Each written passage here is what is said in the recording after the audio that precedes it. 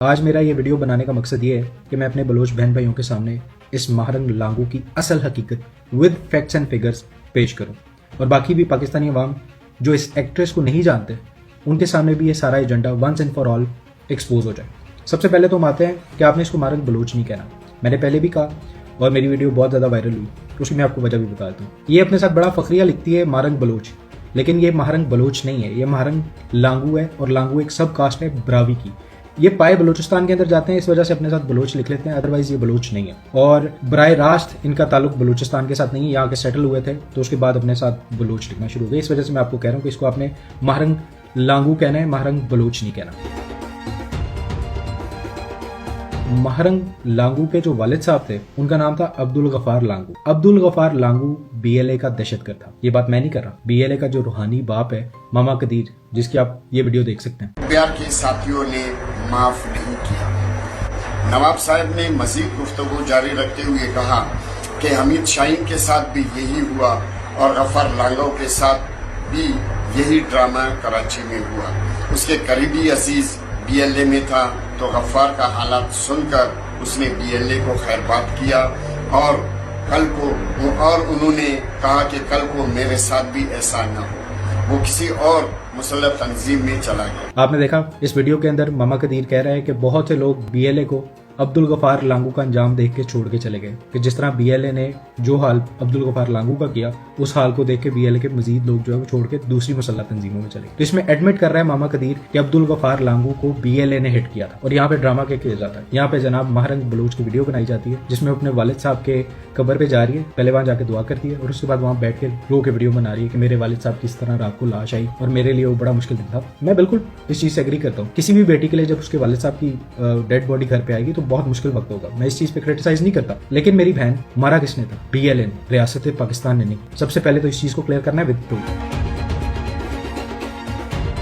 Second, उसी same video के अंदर कहा गया, खातून माशाल्लाह बहुत अच्छी एक्ट्रेस हैं और बड़े अच्छे एक्सप्रेशंस के साथ खातून ने बताया कि मेरी वालदा ने मेरी फर्स्ट ईयर की फीस जो है वो पहले घर के कपड़े बेच के फर्स्ट ईयर की फीस दी, उसके बाद जनाब सेकंड ईयर की फीस जो है वो अपनी ज्वेलरी बेच के दी मुझे। तो मैं सबसे पहले तो ये बताऊं कि खातून जो है वो मेडिकल कॉलेज में पहुंची किस तरह। बुलान मेडिकल कॉलेज की वेबसाइट मौजूद है, इसमें किसी के लिए कोई शुबे वाली बात नहीं है। आप जाइए ओपन मेरिट में जाके देख लें कि बुलान मेडिकल कॉलेज का 2013 का मेरिट क्या था एमबीबीएस के लिए, आपको वाजिया पता चल जाएगा। That was around 77 to 78% at least. जिस बच्चे के 77% नंबर आए एग्रीगेटेड मेरिट के साथ उसको एडमिशन मिलना था। खातून का रिजल्ट कार्ड ये, इनकी टोटल एग्रीगेटेड जो परसेंटेज थी वो 57.29 थी। फिर एडमिशन किस तरह मिला? पहले तो मैं इस चीज पे आ जाता हूँ कि एडमिशन किस तरह मिली। रियासत ने जब महसूस किया कि ये बच्चे दहशतगर्दी का शिकार हैं तो बहुत से स्टूडेंट्स को स्कॉलरशिप दी गई और सीट्स प्रोवाइड की गई मेडिकल कॉलेजेस में, इंजीनियरिंग कॉलेजेस में, या फिर क्या कहते हैं किसी ने अकाउंटेंट बनना था उस अकाउंट्स कॉलेज में भेजा गया, लॉ कॉलेजेस में भेजा गया। इस तरह रियासत ने सोचा कि शायद मरहम रखा जा सकता है। उसी जब एक कैंपेन चली जिसमें रियासत मरहम रख रही थी जख्मों के ऊपर, उसी मौके का फायदा उठाया महारंग लांगू ने और रियासत ने महारंग लांगू का बुलान मेडिकल कॉलेज के अंदर एडमिशन कराया। अब आ जाए दूसरी बात पे कि वालदा के कपड़े बेचे फर्स्ट सेमेस्टर में और सेकंड सेमेस्टर में ज्वेलरी बेच के फीस अदा की। माहवार रियासत पाकिस्तान 10,000 रुपया महारंग लांगू को स्कॉलरशिप के तौर पे पे करती है। बुलान मेडिकल कॉलेज की जो फीस है पर सेमेस्टर वो आप गूगल कर लीजिए 2013 में क्या थी। तो अगर रियासत पाकिस्तान 10,000 रुपया पर मंथ दे रही थी तो फिर वालिदा साहिबा को अपने कपड़े बेचने की जरूरत क्यों महसूस हुई? ये सोचने की बात है। ये बलोच बहन भाई भी मेरे सोचे और पाकिस्तानी अवाम भी सोचे। अब आ जाते हैं दूसरा कि ये जो अब प्रोपोगेशन हो रही है, ये सारे जो मामला चल रहे हैं, आखिर ये क्यों हो रहा है? ये सारा करने का मकसद क्या है? सबसे पहले तो मेरे भाइयों, मेरे अजीज दोस्तों, आपको ये समझने की जरूरत है कि एक बहुत बड़ी लॉबी पाकिस्तान के खिलाफ एक्टिव है जो चाहती है कि इकोनॉमिकल पॉइंट ऑफ व्यू से पाकिस्तान को डिस्टर्ब करे और प्राइम फोकस उनका ये है कि हम लोगों ने सी पैक को नाकाम करना है। सी पैक नाकाम होगा सिर्फ हमारे हमसाया हमदर्द ममालिक नहीं, और भी बहुत से ममालिक इन्वॉल्व हैं जो इस चीज से डरते हैं कि अगर पाकिस्तान में इस तरह का पोर्ट डेवलप हो जाता है तो उनके अपने पोर्ट्स जो है वो खतरे में आ जाएंगे। ये चीज आपने बड़े गौर से समझनी है कि ये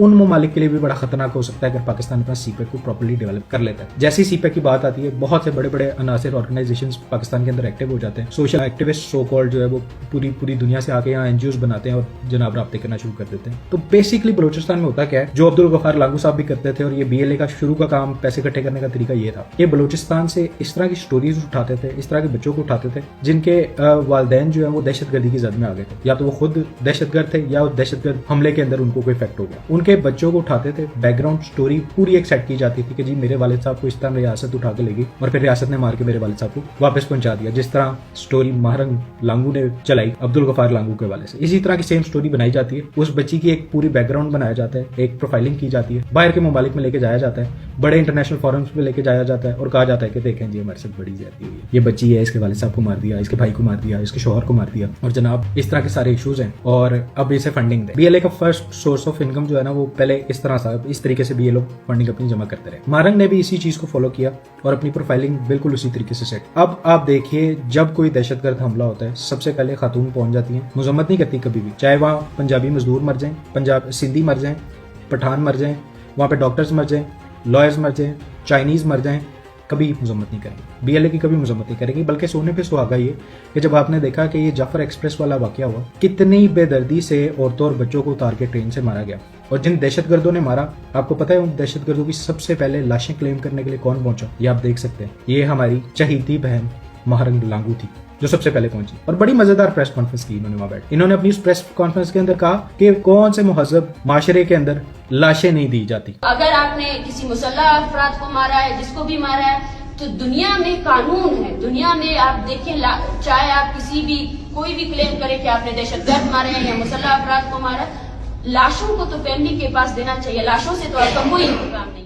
मुझे ये बताओ कि कौन से मुहज़्ज़ब माशरे के अंदर बच्चों को ट्रेनों से उतार के मारा जाता है? कौन से मुहज़्ज़ब माशरे के अंदर शनाख्ती कार्ड देख के दूसरे सूबे से आए हुए मजदूर को मारा जाता है? कौन से मुहज़्ज़ब माशरे के अंदर डॉक्टर्स को, स्टूडेंट्स को, इंजीनियर्स को और फॉरेनर्स को मारा जाता है? कौन से मुहज़्ज़ब माशरे के अंदर ये सब कुछ होता है? आपको ये तो नजर आता है कि रियासत लाशें नहीं वापस कर रही दहशतगर्दों की, आपको ये नजर नहीं आता कि उन दहशतगर्दों ने किया क्या था? ये सिर्फ अपने आकाओं को खुश करने के लिए किया जाता है।